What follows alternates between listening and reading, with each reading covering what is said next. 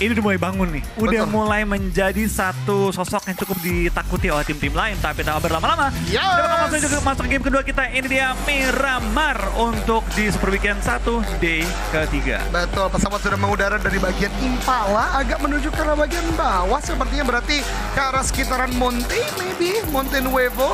Ternyata betul saja kali ini kita lihat pesawat yang 50-50. Namun lagi dan lagi dengan wilayah daratan yang lebih luas, 80%. Pergerakan ke arah bagian utara, La Cobreria, Tierra Bronca, Torreon Lumada. Misalnya bisa menjadi pilihan, ini tetap butuh vehicle terlebih dahulu. Nggak mungkin dari tim Boom mainnya cepat-cepat juga. Mereka pasti main dengan tempo yang lebih lambat, baca shifting playernya kemana aja, dan memaksimalkan data tersebut. Jadi semua kota itu punya playstyle yang berbeda, punya keunggulan serta kekurangan yang berbeda. Kayak kita lihat nonton deh, kota-kota pinggir itu mayoritas kota-kota kaya. Ya, benar-benar. Dan itu menjadi sebuah hal yang secara beriringan karena memang di pinggir itu lebih banyak butulut. Karena mereka pergerakan akan cukup jauh dari mulai misalnya fuel battery pack-nya yang menggantikan bensin ya, kemudian first aid dan lain-lain itu juga penting, pun juga ammunition. Ini menjadi pandangan yang menarik karena menurut gua mungkin masih banyak orang yang nggak terlalu aware, beda landing zone, beda treatment tentunya yang dilakukan. Dan contoh terbesarnya tadi Boom NFT juga misalnya ya. Kalau di Indonesia karena bergerak dari bagian Novo atau La Cobre, ini yang nggak bisa untuk mereka langsung tusuk tengah, tapi di lain sisi mereka diuntungkan dengan high tier loot dari beberapa kota pojok bisa kita katakan ya. Nah itu sih, dan mungkin itu bakal jadi ya satu pola pikir juga lah ya untuk teman-teman di komunitas ketika mereka masuk ke turnamen, apalagi lagi ngebangun tim, bahwa kota itu nggak bisa asal pilih. Itu harus disesuaikan. Kalau kalian main tengah, sebisa mungkin ambil kota di tengah. Kalau mau main di pinggir, sebisa mungkin ambil kota di pinggir dan lihat kotanya di sebelah mana map. Jadi baik lagi sih, semua itu ada kelebihan kekurangannya, tinggal kita bisa maksimalkan kelebihannya dan juga bisa mengecilkan resiko kekurangannya. Nah itu dia hal yang menjadi pola pikir yang harusnya sekarang udah mulai diterapkan karena seluruh player menurut gue, bahkan komunitas ya sekarang udah sangat step up secara aim power dan lain-lain. Kalau kita dulu masih ngebahas dari aimnya keras banget, wah sekarang rotasi dengan 4 vehicle, itu menurut gue udah pembahasan yang fundamental dan memang kalau mau masuk kompetisi ya wajib harus begitu. Sekarang udah lebih escalating lagi dari pembahasan Wolfie tadi, ditambah mungkin kalau misalnya mau lebih jauh, lihat dari playstyle teman-teman tim Anda sekarang. Kuat nggak kalau defense di bagian tengah, atau kuat nggak main long range kalau misalnya bergerak dari bagian pinggir.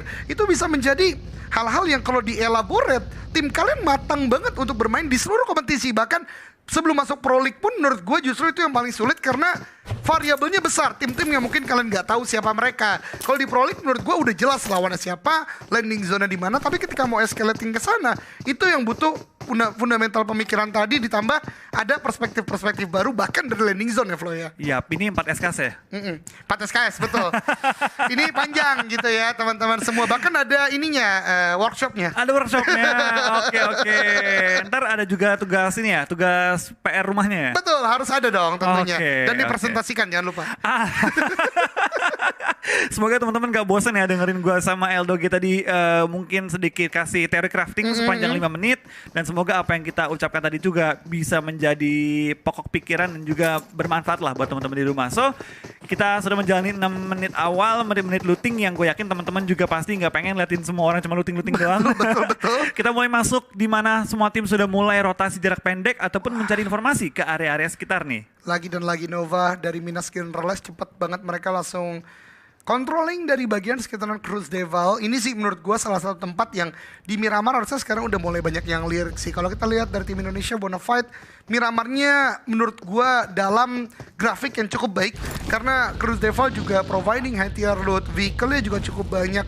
Dan di game kali ini atau di PMGC menurut gue belum banyak yang explore hal tersebut. Tapi lagi-lagi kalau kita bahas dari pembahasan panjang tadi, ada tentu pertimbangan-pertimbangan dari setiap tim. Tapi Hamudi deh kalau kita berpindah ya, dimana mereka bahkan tidak hanya Hamudi, ada Roduf juga atau Rauf juga yang langsung bergerak ke arah bagian pilar-pilar dari bukit tertinggi. Dan mereka juga diuntungkan dengan skop panjang tadi, ada kali 8 DMR juga. Apalagi kalau teman-teman semua follow e-sport PUBG Mobile yang global, ini udah mulai banyak nih sekarang. Kayak Mini 14 sekarang damage-nya di up, dan justru senjata kayak DP28 di reduce, ada nerf lah gitu ya. Ini juga menurut gue mungkin sepele, karena kalau kita berbicara peluru itu cepat ya teman-teman semua ya. Jadi beda 1-2 peluru itu mungkin gak terlalu berasa, tapi ketika udah di fight yang benar-benar komit, ini senjata-senjata yang lagi di buff harus dipakai sih, atau harus mulai digunakan gitu. Iya, apalagi dengan bisa dibilang sekarang ini hilangnya emasis, tentu membuat kita nge-tracking kendaraan, spray jarak jauh agak lebih sulit. Makanya menurut gue DMR ini menjadi salah satu senjata yang semakin populer lagi dengan berkembangnya meta kali ini. Apalagi kalau kita bandingin sniper juga DMR itu lebih fleksibel ketimbang dengan sniper. Meskipun sniper punya potensi untuk one shot, one knock ke arah lawan. Karena memang DMR ini kan tapping ya modelnya ya. Dan kalau kita berbicara pergerakan yang menurut gue mekanik lagi-lagi nggak bisa bohong, pro player ini kan cepat sekali ya. Kalau kita sama-sama main 3 jari tapi 3 jari mereka mungkin kayak 5 ya. Jadi ya memang lebih luar biasa. Tapi what happened? Dengan reject, satu playernya pulang ke lobby dengan insiden sendiri atau self accident tadi ya di bagian Gak tahu LL. diledakin tuh jatuh, gue nggak ngerti. Karena bisa juga kan ada orang yang diledakin tapi kelihatannya dia ngenok diri sendiri. Ada juga momen kayak gitu. Oke, ini menarik banget. Tapi kita berpindah terlebih dahulu Nova. Yang tadi gue bilang pergerakan udah cepet banget. Dan lagi-lagi Nova, ini salah satu tim yang menurut gue, kalau mereka di tongkrongan yang sama, ini udah saling percaya satu sama lain. Karena splitnya jauh sekali Wolvie. Dan mereka tahu split ini bukan tanpa maksud, tapi memang beberapa checkpoint yang biasa dilewatkan oleh beberapa orang. Salah satu Tong Jiabao yang tadi bergerak udah mulai dispray oleh Nova juga. Iya, tapi terlihat ya dari tim-tim dari China, ketika mereka melakukan spray, ketika mereka mulai ada combat dengan lawan, langsung ganti ke FPP.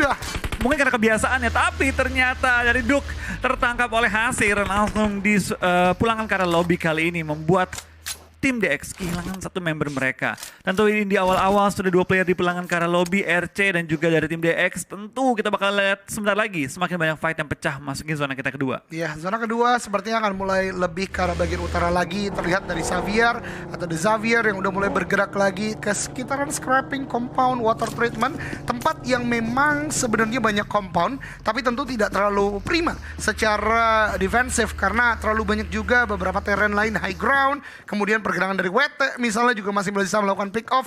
So let's see bagaimana efektivitas dari gameplay tersebut. Sementara waktu kita berpindah lagi ke arah 6-8 yang dimana 2 player ada di bagian high ground San Martin dan 2-nya lagi cukup jauh. Bahkan Yu Yang mengambil perbukitan yang biasa dimainkan Aura kalau kita berbicara Indonesia. Dan lihat ada Cicakar lagi dibangun, tapi Mafia Ninja dengan mini 14 tembakan ke bagian depan, tapi Mafia Ninja yang melakukan tembakan justru terpick off oleh Raduf, tapi tidak memberikan sebuah knockdown momentum yang tadi sayang sekali. Karena kalau ke pick off udah Mafia Ninja nggak bisa diselamatkan sama sekali. Ya sayang banget sih dari Rauf, dia memutuskan melontarkan peluru tapi tidak menumbangkan lawannya. Karena baik lagi pepatah kata mengatakan lebih baik tidak menembak dan tidak kena daripada nembak dan tidak kena. Wah, itu dia. Karena kalau tidak kena ngasih informasi. Karena kalau tidak kena sayang sekali, ada mentality mungkin yang agak down karena tidak dapat knockdown terlebih dahulu. Tapi Tong Jiabao cukup aktif sepertinya di game kali ini, bahkan masih ada movement yang cukup linear dengan pergerakan Xavier karena mereka udah mulai bergerak ke arah bagian tengah lagi. WT untuk Tong Jiabao dan beberapa scrapping area high ground yang biasa dimainkan Arcuryu juga kalau di Indonesia, dan mereka mendapatkan tempat tersebut. Sementara GD Minas yang sudah ditinggalkan oleh Nova, kali ini mereka ambil checkpointnya dan ini juga harusnya bisa mengawati ke arah bagian graveyard juga ya Flo ya. Ya, tapi itu bakal dari tim GD ya. Mereka sedang coba untuk melakukan penguasaan di bagian high ground, di area-area junkyard, dan ini tempat memang enak banget sih untuk melihat ke berbagai posisi selanjutnya. Next checkpointnya mereka lah. Dan kita bakal sedikit bergeser ke area San Martin di mana beberapa tim sudah mulai mengisi pinggir-pinggiran kotanya. STE menyebar dengan cukup jauh, MSC mulai terpantau juga di area bangunan gereja dari graveyard, dan bakal terkena tapping panas dari tim GD kali ini. Ada peluru yang masuk ke arah seorang Pops tapi belum sampai tertumbangkan. Betul, stealth pick yang mau dilakukan oleh PUBG 007 ternyata udah diantisipasi terlebih dahulu oleh Booms, di mana Booms punya mini 14 dan juga kali 6 tuh harusnya ya, kali 8. Sorry, kali 8 melakukan pick ke arah bagian depan, tapi ya kembali lagi belum memberikan sebuah knockdown. Tapi seharusnya suppressing tadi cukup membuat MSC untuk tidak terlalu aktif melakukan pick ke arah bagian atas. Dan ini dia utara dari bagian Pekado sudah ada di Infinity, di mana checkpoint batu ini gue seneng banget kalau bisa dimainkan karena titik ini bisa untuk melakukan take off ke arah sekitaran power grid, kemudian juga entry point dari bagian timur. Namun dari di Infinity sepertinya tahu karena zona udah mulai menuju ke arah bagian utara lagi, mereka lebih mau bermain sentral, lebih mau bergerak lebih cepat lagi. Dan di tempat lainnya juga berkaitan dengan mereka, Dead Eyes udah mengamankan beberapa komplek rumah dewa. Jadi ini masih dalam tempo movement, suppressing aja tembakan yang dilakukan, belum ada commit 4 lawan 4 karena memang area masih cukup luas untuk dimainkan ya Flo ya. Iya, ini masih luas banget, belum ada ibaratnya keharusan lah bagi semua tim untuk melakukan retake ke arah posisi yang mereka tinggalkan atau bahkan take over ke arah tempat-tempat yang mereka pengen incer. Karena masih banyak banget opsi kemungkinan untuk zona mental, masih banyak area yang dapat berpindah juga. So menurut gua tim-timnya udah punya spot yang ibaratnya enak untuk melihat checkpoint sekitar. Itu yang paling diunggulkan dan ternyata zona pindah ke arah power grid, pindah ke area pegunungan Pekado dan sekitarnya. Ini bakal jadi zona yang cukup sulit karena ada bagian compound, ada open field banget area power grid dan juga ada bagian high ground di area Pekado-Pekadonya. Ya, 3 tempat yang sangat enak Ekstrim. dan sudah diambil ekstrim banget juga untuk bisa di take down oleh lawan yang coba untuk masuk. Tapi tadi kalau boleh sekilas nanti mungkin analis kita bisa bahas juga ya.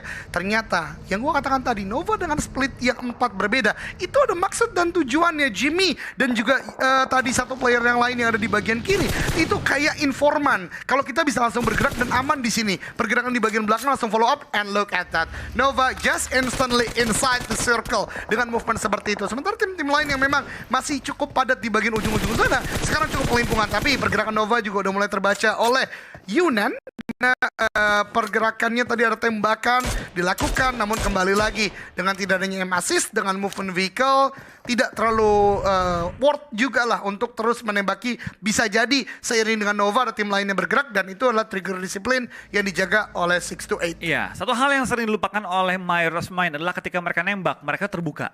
Dan itu sering banget kita lihat ada pemain lagi asik spray mobil, kena knock dari angle yang berbeda. Tapi dari tim STE kali ini benar-benar punya trigger disiplin yang luar biasa. Ini dia DMR tapping yang sakit banget dari 33Z kali ini yang langsung menembakkan seorang action. Tapi di lain sisi dari Satar juga bakal melakukan spray down dan tapping bersama dengan seorang Daybot menembakkan sana dan tinggal menyisakan 2 player dari tim RC. Betul banget, dan ini yang tadi sempat disinggung oleh Wolfie di mana memang DMR itu adalah powerful sekali untuk melakukan sebuah tapping bahkan ke sebuah movement object ya, karena tadi Sarah menggunakan vehicle. Dan lagi-lagi not a good start untuk reject karena tadi satu playernya harus meledak di bagian awal dan satu lagi ter-pick off. But again, kita berpindah karena Xavier kali ini menguasai di beberapa open field sekitaran San Martin. Pergerakan mereka juga sedang tertunda karena melakukan pressure ke lawan. Sementara Reject, Divine, dan satu kawan yang lagi itu Reggie juga udah mulai bergerak. Dan ini dia, pergerakan ujung zona udah banyak terjadi. Bahkan kali ini tim Secret juga yang bergerak dari sekitaran bagian Hacienda. Terpotong pergerakan Altong Jiabao, namun Fredo juga cepat untuk mengamankan sebuah checkpoint untuk melakukan sebuah balasan karena mereka butuh untuk menang fight ini agar bisa masuk dalam zona. Attacker udah cukup low HP, terbuka dari bagian bawah, vehicle-nya udah cukup low HP dan meledak. 2 player Tong Jiabao ditundukkan dan ini momentum bagi tim Secret untuk mulai bergerak masuk ke dalam zona. Iya, kita bakal lihat juga dari tim Secret sudah mulai melakukan setup di sekitar area pinggiran circle menjadi gatekeeper bagi tim TJB yang sekarang tinggal menyisakan 2 player mereka. Dari Hasir pun terkena sakit blue zone dan sekarang dari Kid pun di belakang lobby, Manhunter tumbangkan. Ini bukan momen terbaik bagi tim TJB yang sekarang tinggal menyisakan Hasir seorang diri. Tapi di lain sisi dari GD sudah menemukan targetnya kembali DE. Satu main mereka tersungkur ke arah tanah dan kali ini dari GD tampaknya bermain dengan momentum dari game sebelumnya, bermain dengan cukup galak tapi Nichil dalam posisi knocked out. Belum terlihat posisi di mana di arah minimap dan ternyata sudah di-revive secepatnya oleh Daybot kali ini. Membuat tim GD kembali harus rotasi menuju ke arah circle. Betul banget, dan entry point dari GD ini tidak mudah sama sekali teman-teman semua ya, karena memang terennya yang sangat berbuku-buku. Ada beberapa perbedaan sudut elevasi atau ketinggian. So let's see bagaimana GD nanti akan berjalan. Namun dari Dead Eyes lagi dan lagi, selain memberikan pressure tadi ke arah Genesis Dogma karena memang mereka sudah mendapatkan Bukit Cicakar, tapi kita berpindah terlebih dahulu karena MS John Buri ada derby Thailand di mana Nuzi ter-take down di Infinity. 3 playernya udah bergerak ke arah bagian depan and concept of sacrificing. Mereka nggak butuh untuk melakukan follow up lagi karena memang tempat itu udah dikuasai oleh MS John Buri, dan di Infinity lebih memilih untuk stay down low aja di bagian lower ground yang ada di sekitaran power grid. Tapi lihat dari T45 bakal coba take over area rumahnya STE, tinggal menyisakan seorang top yang bertahan seorang diri. Dari 45 berhasil men-take over area rumah dari tim STE. Fladivas bahkan tidak kehilangan satupun player mereka, dan dari top bakalkah dia coba untuk melakukan frag ke arah lawan atau akan dia coba untuk bertahan lebih lama lagi karena jarak dia dengan teman-temannya sudah jauh dan tidak masuk ke arah play zone, jadi nggak terlalu worth it bagi seorang top untuk nge-push balik ke arah Fladivas. Ya betul banget, lagi dan lagi ini udah nggak ada sebuah action yang bisa dilakukan secara maksimal push, jadi lebih memilih untuk berdiam di sana. Namun pergerakan GD ini yang gue bilang tadi not an easy way, karena memang ini adalah tempat-tempat dengan high ground ekstrim yang bisa melakukan pick up ke arah bagian depan. Namun dari top terus memberikan sebuah pressure dari revenge yang coba dibangun, namun for rival bergerak ke arah bagian depan tidak menyadari DRS di sana, tembakan terus menerus dilakukan. Ini gerakan yang memang bold banget, tapi ternyata justru dia ter-take down satu playernya, itu seorang Red, dan pemburu di bagian belakang dengan Merado tentu tidak sempat dengan pergerakan bagi, namun Apple ketika touchdown ter-take down dan bahkan hanya misalkan satu player di belakang tadi yang menggunakan Merado, dan ini sulit banget. Namun GD dan Reject sudah mulai melakukan peperangan, menang secara kuantitas. Kita doakan Genesis Dogma menang di titik ini. Yap, dari GD bakal nge-push ke arah tim RC yang sekarang cukup terjepit di bagian area perbukitan. Saat terus melempar molotov, sudah melempar 3, bahkan sudah mengorang yang keempat kali menuju ke arah tim RC dan membatasi pergerakan dari tim RC untuk langsung nge-backup temannya. Tapi di bagian bawah ada lawannya lagi, tapi sebelah sini dia bakal lihat dari tim RC tampaknya ada knock out pemain mereka, dan tidak, malah tim GD knock out 2 pemain mereka. One on one situation, kita bakal dapat dari GD bisa menyelamatkan teman-temannya. Spray down dilakukan, tapi dari RC masih bertahan, malah pemain-pemain dari GD pulangkan ke arah lobby satu persatu. Oh, not an ideal situation. 3-on-2 ternyata bisa untuk dibalaskan oleh Reject. What happened with Genesis Dogma? Tapi kita masih punya Booms, masih untuk bisa mendapatkan asa poin lebih tinggi lagi. So let's see and let's hope for the best untuk Genesis Dogma. Not a good way, not a good start untuk fight kali ini. Tapi ya masih ada kesempatan. Kita berpindah terlebih dahulu Nigma Galaxy kali ini. Tim yang gue bilang gak kelihatan di 4 zona, dan benar saja sekarang mereka coba untuk masuk. Namun dari Rico masih menguasai bagian power grid. Mereka masih defensif dilakukan, dan ini akan menjadi sebuah surprise kalau Nigma gak aware. Ini berbahaya banget karena lihat setup dari Rico, compound bata diambil, beberapa tempat listrik juga diambil, bahkan ada Anas dan Esketon bergerak ke arah bagian kanan lagi. Prestego ini nggak ada celah masuk ke power grid, benar-benar dijaga oleh Rico Infinity. Ya, kita bakal lihat ke ini juga dari tim Rico Infinity terus menjaga area mereka, tapi ternyata bukan area mereka lagi yang harus dijaga, tapi mereka harus maju ke arah power grid yang baru dikuasai oleh 2 tim. Area Infinity dengan kondisi yang sudah tidak ideal lagi, dan juga ada tim MSC di kanan bawah circle, satu-satu compound yang masuk ke area circle selanjutnya. Ya betul banget, ini kedua tim ini harus sudah mulai memutar otak, dan ternyata Esketon dalam pergerakannya maju ke arah teman-temannya regrouping ter-take down. Freak udah mulai melakukan call, kita butuh untuk movement kali ini, namun dari 6 to 8 juga berhadapan dengan DRS pun juga cryptic dengan di Infinity. Lagi dan lagi zona merah dalam artian berdarah kali ini, semuanya terjadi, bahkan dari DRS Gialzen ter-take down dari bagian belakang. Harusnya ada 4 rivals pemburu the last man standing yang ingin taking down player-player DRS yang tadi, pun juga 68 atau 6 to 8 yang mendapatkan player-player dari 4 rivals. Yu Yang lagi dan lagi, what a performance, 3 elimination. DRS kebingungan, di belakang ada tembakan, di depan 6 to 8 belum selesai. Tapi lihat dari tim DRS, mereka masih bisa maju lagi ke arah depan, tapi dengan kondisi yang sudah cukup bonyok. Kehilangan 2 player mereka tentu menjadi sebuah tantangan yang berat bagi mereka masuk ke arah late game. Tapi dari tim Secret terus menghalangi para boy dan kawan-kawan masuk ke arah zona yang lebih nyaman, dan bahkan para boy knock out untuk sementara waktu ini. Tapi dari MSC, tim yang tadi punya compound, tim satu-satunya yang masuk dalam circle dengan cukup nyaman, masih terus bertahan, dan di lain sisi Booms sudah ada tengah-tengah circle, tapi hanya bisa bermain pasif. Betul, tapi Marshall ternyata dalam pergerakannya untuk melakukan surprise attack terkena Nate tadi. El Chapo kali ini coba membalaskan, matang sekali lempar ke arah bagian Nigma, namun belum mendapatkan damage yang mereka coba dapatkan. Dari Nigma udah mulai menggerakkan beberapa vehicle-nya, 3 orang di bagian belakang untuk melakukan sebuah follow up jika dibutuhkan. Hamudi udah touchdown di sana, dan El Chapo kawan-kawan kritik udah cukup kuat. Baru gua beritahukan Marshall dapat knockdown dan tidak basa-basi, langsung di end, pulang ke lobby dengan Nate yang dilemparkan. Bahkan ada Nate balasan lagi atau lanjutan ke arah bagian Nigma. Raduf dan kawannya Lord tidak terlalu baik karena posisinya open banget kali ini, Flo. Iya, tapi terlihat dari Marshall kawan-kawan masih coba untuk melakukan pick juga ke arah lawan mereka. Mereka nggak sepenuhnya masuk ke arah zona, tapi mereka punya waktu dan juga posisi yang cukup enak untuk melakukan take over ke arah pinggir-pinggir zonanya. Dari Lord dan kawan-kawan perlu mencari solusi secepatnya, karena lihat dari CS terus nge-push ke arah mereka. Lord hanya bisa nge-prone. Lagi dicari juga oleh seorang Marshall. Tampaknya Marshall sedikit mengetahui posisi kurang lebih dari seorang Lord dan tak bakal Lord. Tinggal seorang diri bertahan menjaga pinggiran circle-nya. Betul banget, tapi Groza tembakan ke arah bagian depan Lord, tembakan satu, mencari yang kedua, tembakan dengan M4, tapi ternyata tidak mudah karena Marshall, Hipfire juga tadi on point, dan di belakang ada Rico juga yang terus menembaki dari bagian power grid. Momentum dari Rico lagi dan lagi, tim yang sedang panas hari ini, dan bahkan sekarang clearing utara lagi mereka berhasil untuk lakukan. Namun dari pergerakan lain Rico, ada Xavier juga, the last man standing Rebis menjadi duri dalam daging. Red Gaming yang dimainkan oleh dia cukup berhasil, dan bahkan Prestigo pulang ke lobby karena memang Playzone udah sakit banget kali ini. Iya, dari Prestigo langsung dipulangkan ke arah lobby juga, tapi dari SK Ton lagi coba untuk melok ke arah Rabis yang sudah terlihat, sudah terspot out, tapi lihat dari seorang SK Ton nggak bisa cuma fokus ke Rabis, di belakang dia juga CS, samping dia juga ada tim-tim lain yang bisa langsung meledakkan peluru panas ke arahnya, tapi dari DE mereka ada di pinggiran zona, arah mereka ke zona nextnya itu jauh banget. Ini Betul. sulit banget nih, tantangan berat bagi MST dan juga dari tim DE karena saling ngelok. Iya, ini keduanya pasti akan ada fight yang tidak terelakkan. Namun ada sebuah antisipasi dari tim Dead Eyes, di mana ada smoke yang dikeluarkan on top.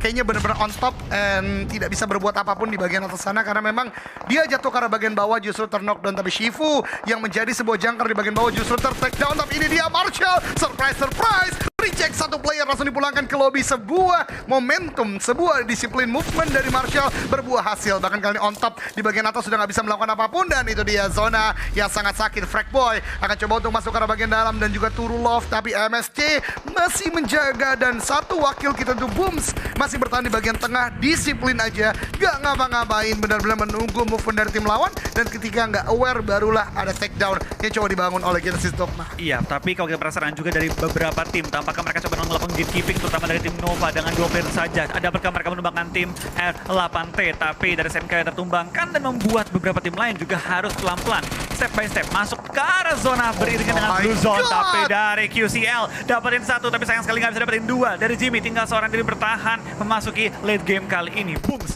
ternyata solo warrior kita masih bertahan hingga top 7. Yap, sebuah movement yang cukup baik dari Booms. Namun kali ini Jimmy menembaki ke arah bagian Dead Eyes untuk mengamankan posisi mereka. TG13 belum masuk ke dalam zona, dan lihat DPS-nya udah sakit banget. Ini udah above 5 health point per second, dan ketika pergerakan ke arah bagian depan lihat peperangan terjadi, dan dari Cryptic dipulangkan ke lobby dengan Marshall, last man standing yang top 6 kali ini dari YWZ3 menembaki ke arah bagian depan. Jimmy, the last man standing dari Nova udah mulai terspot, tapi dari Rico harus reset situation dulu. First aid dilakukan, dan lagi-lagi Rico standing strong dengan 3 orang yang masih ada. KCL bahkan akan di end dan menjadi elimination ke-6 bagi tim Rico, dan semuanya diberikan oleh satu orang yang sama. Satu orang yang sama, tapi lihat dari Rico, SK Ton lagi coba menjaga pergerakan dari tim MST yang sudah ada di bibir dari zonanya kali ini. Top 5 masih bertahan juga. GD dapatkah dari Booms kembali meningkatkan performanya. Top 4 untuk tim GD kembali survive. Top 3 sangat mungkin. DE tinggal satu pemain, kalau dia sampai ditumbangkan, Booms naik ke top 3. Betul banget, dan udah pasti mendapatkan double digit point ya kalau sudah sampai ke top 3. But again, dari Booms benar-benar disiplin. DE, revive sedang dilakukan. Dari Rico, ini pergerakan yang selalu kita bahas ketika memang sudah mendapatkan zona, mereka harus melebar, dan itu dia YWZ3 benar-benar bersinar game kali ini. Tembakan demi tembakan juga terus diberikan, bahkan MSC atau MS John Muri belum aman, dan lihat SK Ton juga akan mulai melebar lagi, tapi Anas, no! Tembakan ke arah bagian bagi, mudah-mudahan nggak kena ke arah bagian Booms. Fokus MSC, rame tuh. Betul. Fokusnya MSC biar Poinnya lebih gede, poinnya lebih gede.